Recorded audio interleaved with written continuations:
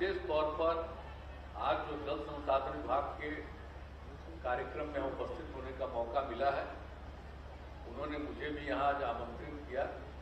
इसके लिए मैं जल संसाधन विभाग को विशेष तौर पर बधाई देता हूँ कि उन्होंने फिर यहाँ आने का आज मौका दिया।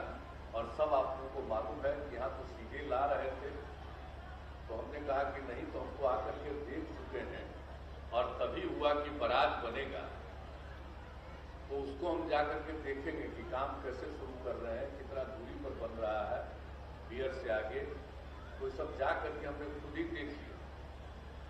और जब हम रास्ते से जा रहे थे, पहले भी एक बार थोड़ी गए, कई बार गए, तो आरओबी बनाने के लिए भी रेल लाइन के ऊपर पहले भी बातचीत हो रही थी, सब कुछ बात हो रहा था। हमने कहा आने जाने का रास्ता होना चाहिए। तो आज तो हम जा रहे थे, तो हमने रुक करके ही जानबूझ करके हमने डीएम को बुलाया और हमने कहा कि भाई देखिए, जब आरओबी बनता है तो रेल मंत्रालय को इसको स्वीकृत करना है और इसमें एक हिस्सा, मैंने कहने के लिए तो हमारे समय से ही कहा जाता है, जो हम रेल मंत्री थे स्वर्गीय अटल जी की सरकार, 50-50% दोनों का, तो वो तो होता नहीं है।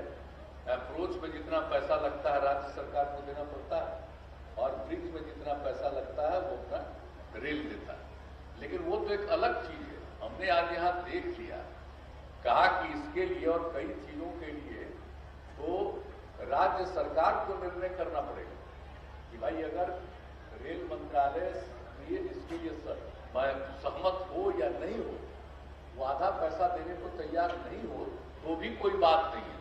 तो इसलिए हमने आज कह दिया और हमने बता भी दिया कि यही रास्ता हो सकता है और इसी रूप में आप देख लीजिए और इसका अंतिम रूप से प्रस्ताव भेज दीजिए।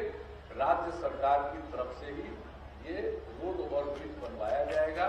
यही हमने देख लिया। हमने कहा कि भाई ये तो इतना महत्वपूर्ण जगह है। अब इस महत्वपूर्ण जगह में जब हम लोग देखते हैं तो अब लोगों को आने जाने में कितनी दिक्कत है और नेपाल के ठीक बगल में है, तो कई प्रकार की दिक्कतें लोगों को होती रहती है। तो ऐसी स्थिति में यहाँ पर ये बन जाना चाहिए और ये शहर की आबादी भी तो बढ़ती चली जा रही है, तो सब स्थिति में और ये शहर भी विकसित हो रहा है। जो प्रोजेक्ट के लिए जिसके लिए सैंक्शन हुआ और जिसका टेंडर हो गया और जिसके बाद स्वीकृति मिल गई और अब कार्यारंभ प्रारंभ हो गया, तो आज इन लोगों ने जब उसको बुलाया तो हम जाकर के हमने देख लिया। अब वो कार्यारंभ हो रहा।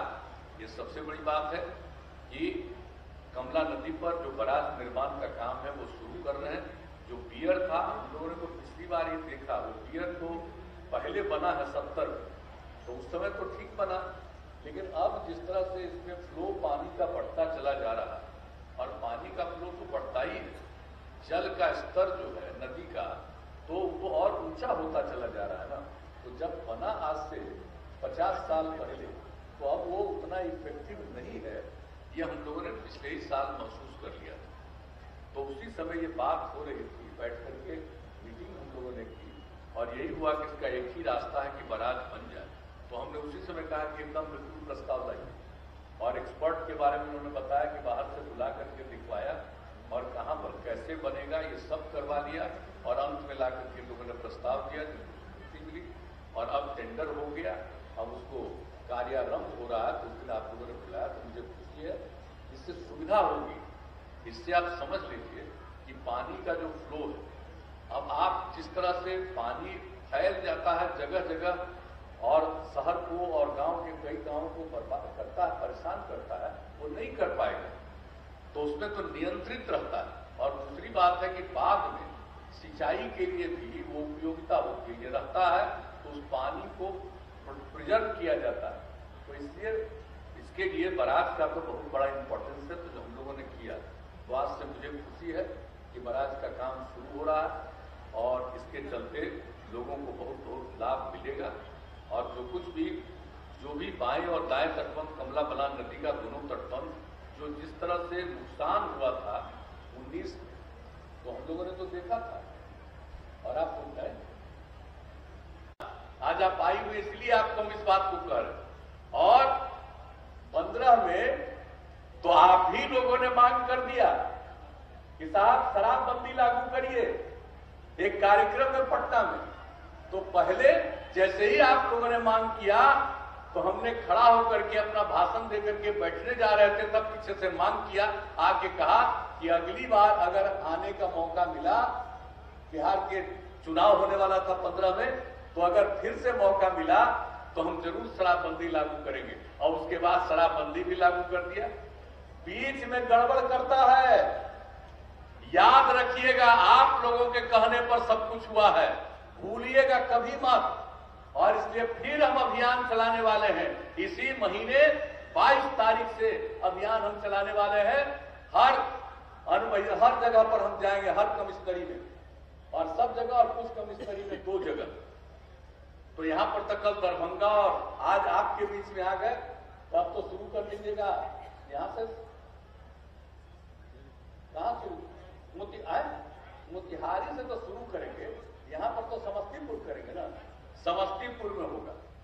तो आप समझ लीजिए कि सब जगह जाकर के फिर इसके लिए हम अभियान,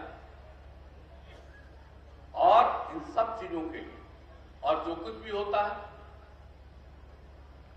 तो इन सब चीजों के लिए अभियान जो चलाने का हमने निर्णय लिया कि फिर इसको करेंगे। और अभी तो पकड़ धकड़ बहुत हो रहा है, लेकिन कुछ तो गड़बड़ होता ही नहीं जी, वाला आदमी तो कुछ होता ही नहीं है। मनुष्य का जो स्वभाव है, आप चाहे जितना बढ़िया काम करिए, कुछ न कुछ तो गड़बड़ करेगा ही। तो कुछ तो गड़बड़ करने वाला है। दारू पी लेगा और मर जाएगा। तो जब दारू पियोगे तो कोई गड़बड़ दारू देगा, मरोगे। क्यों पीते हो? बराबर हम बताते हैं, शराब पीना सबसे खराब चीज है, और शराब पीने से अनेक प्रकार की बीमारी फैलती है।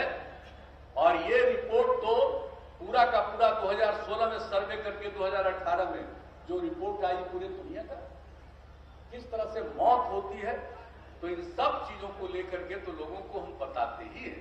तो सब महिलाएं हैं, बहनें हैं, सबसे हम आग्रह करेंगे, इस चीज को भूलिएगा मत। और कहीं अगल बगल में कोई दारू पीता है, इधर उधर कर रहा है, तो हम आप लोगों से हाथ जोड़ करके प्रार्थना करेंगे। अब बड़ी संख्या में आप हैं, अब आपकी ताकत बहुत बढ़ गई है, अब महिलाओं का अधिकार बहुत बढ़ गया है। जरा कृपा करके चक्कर लगाने लगिए, जुलूस निकालने लगिए कि यहाँ दारू पी रहा है या दारू का धंधा कर रहा है। जब आप कुछ करने लगिएगा तो और असर पड़ेगा।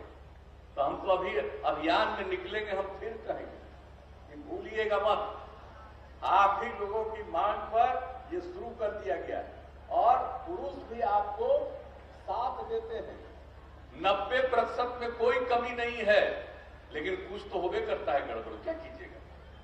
तो उस पर तो नियंत्रण करना ना चाहिए, सलाह तो देना ना चाहिए, सुझाव देना चाहिए, समझाना चाहिए, ये सब काम तो करिएगा। लेकिन मुझे आज आप लोगों को देख करके खुशी हुई कि बाकी जितना काम किया जा रहा है, सब काम में अब जो महिलाएं कितना बढ़िया काम कर रही है किसी भी क्षेत्र में। अब जितने हॉस्पिटल हैं उसमें जो आते हैं, भर्ती होते हैं, उनके भोजन आदि का जो प्रबंध होता है, उसमें कई जगहों पर हम लोगों ने किया, जीविका समूह को जिम्मा दिया गया। इसी साल हम शुरू में गए, एक जगह देखा कि बड़ा अच्छा काम की। अब इस बार अनेक जगहों पर जो जीविका समूह की तरफ से अस्पतालों में चलाया जा रहा है, क्या बढ़िया लोगों को भोजन मिल रहा है। तो भाई आप लोग तो एक एक काम करिएगा। जरा सुन लो, हाथ मत उठाइए, जरा बहनों के बारे में ज्यादा जानिए। आपकी कोई उपेक्षा है? अरे हम ही ना आपके हैं, तो बहन पर ख्याल करिए।